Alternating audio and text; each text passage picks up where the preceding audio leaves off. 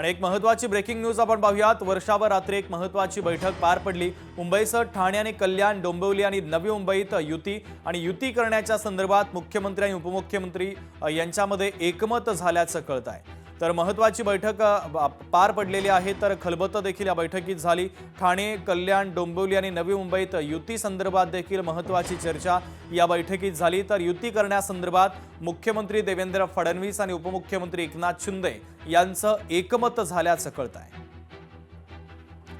तर मुंबईसह ठाणे, कल्याण, डोंबिवली आणि नवी मुंबईतील युतीच्या संदर्भातली महत्त्वाची बातमी आपण पाहतोय। रात्री वर्षा निवासस्थानी महत्त्वाची खलबतं या सगळ्या नेत्यांमध्ये पार पडलेली आहे आणि त्या चर्चेनंतर हा निर्णय झाल्याचं कळतंय।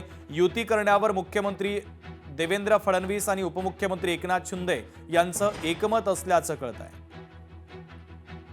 उमेश करंजकर आमचे प्रतिनिधी जोडले जातात त्या बातमीच्या संदर्भातले अधिकचे अपडेट देण्यासाठी। उमेश, शुभम, काल रात्री उशिरापर्यंत ही बैठक जी आहे वर्षा निवासस्थानी चाललेली आहे। जागा वाटपानंतर सविस्तर चर्चा या सगळ्या बैठकीत झालीच। मात्र मुंबई असेल, ठाणे असेल, कल्याण डोंबिवली असेल, नवी मुंबई असेल, या सर्व ठिकाणी महायुतीतूनच निवडणुका लढवल्या जातील याच्यावरती दोन्ही नेत्यांचं शिक्कामोर्तब झालेलं आहे। ठाणे असेल, नवी मुंबई असेल, अजूनही या ठिकाणी जागा वाटपाचा तिढा सुटलेला नाहीये।